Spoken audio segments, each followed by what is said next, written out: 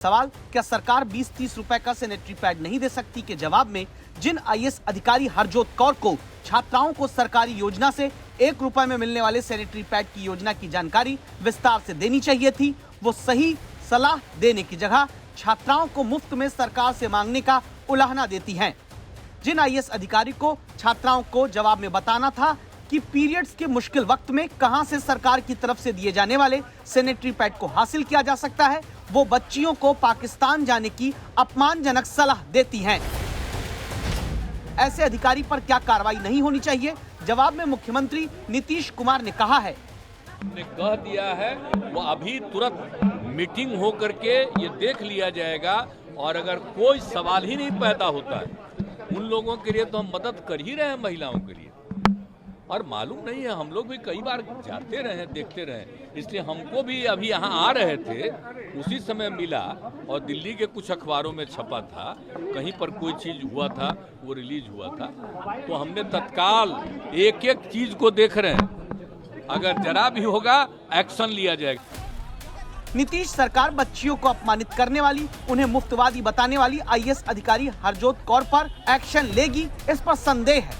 संदेह की वजह यह है कि ऐसा ही एक्शन बेरोजगार छात्रों को लहूलुहान करके पीट देने वाले एडीएम पर भी लेने का भरोसा दिया गया था, लेकिन सिर्फ विभाग एडीएम का बदलकर संजीवनी सरकार ने दी थी।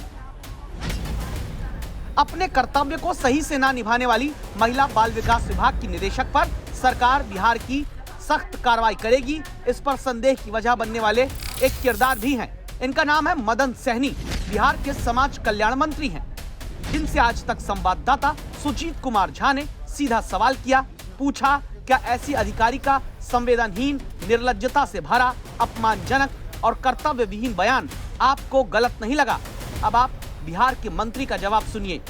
आशय हमको नहीं लगता कोई बहुत गलत रहा होगा, लेकिन फिर भी हम लोग जानकारी करेंगे और विभाग के सचिव को भी हम बुला करके बात करेंगे। बयान अनुचित नहीं लगा आपको? देखिए वीडियो भी है, सब कुछ है, तो अनुचित तो मानते हैं ना? देखिए बयान तो हम सिर्फ कह देंगे अनुचित है, हम तो कह रहे हैं ना कि जो काम हो रहा है, मुख्यमंत्री जी जो काम कर रहे हैं, जो सरकार के द्वारा योजना दी जा रही है, उसको बताने के उद्देश्य से ही तो यह कार्यक्रम था। उसको वो बता नहीं पाई और उसको विषय से विषयांतर हो गई।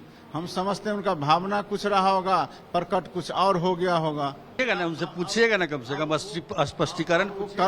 कल किस कारण से ये बात अटपटा बोली है, ये हम जरूर पूछेंगे भी, और उनको किस कारण से बोली ये भी हम जानकारी लेंगे।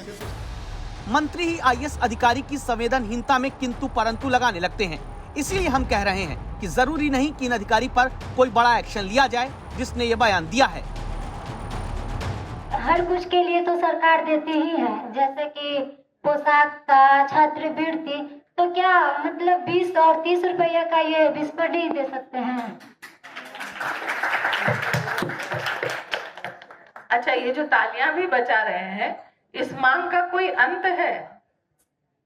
20 और 30 रुपए का बिस्कुट भी दे सकते हैं, कल को जीन पैंट भी दे सकते हैं, परसों को सुंदर जूते क्यों नहीं दे सकते हैं, नर्सों को क्यों नहीं कर सकते? और अंत में जब परिवार नियोजन की बात आएगी तो निरोध भी मुफ्त में ही देना पड़ेगा, है ना? सब कुछ मुफ्त में लेने की आदत क्यों है?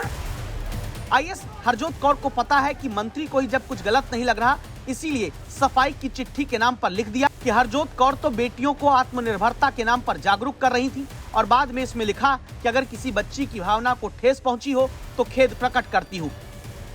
क्या इस खेद से बात खत्म हो जाती है? दस्तक देता सवाल यह है, जो अधिकारी महिला बाल विकास विभाग की निदेशक होकर योजना की सही जानकारी न देती हो, क्या उन पर कार्रवाई नहीं होगी? जो अधिकारी बालिका सशक्तिकरण के कार्यक्रम में बालिकाओं को मुफ्तवादी बताकर अपमानित करती हो, क्यों ना उन पर कार्रवाई की जाए? जो अधिकारी सरकार की योजनाओं को सही लोगों तक सही तरीके से ना पहुंचा सकती हो, क्या उन्हें पद पर रखा जाए?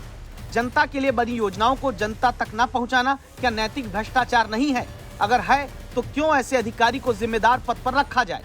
इसीलिए जरूरी है कार्रवाई के साथ एक संदेश सरकार दे, ताकि कोई अधिकारी जनता के लिए बनी योजनाओं को आम आदमी तक पहुंचाने में ना तो बाधा बने, ना उसका अपमान करे।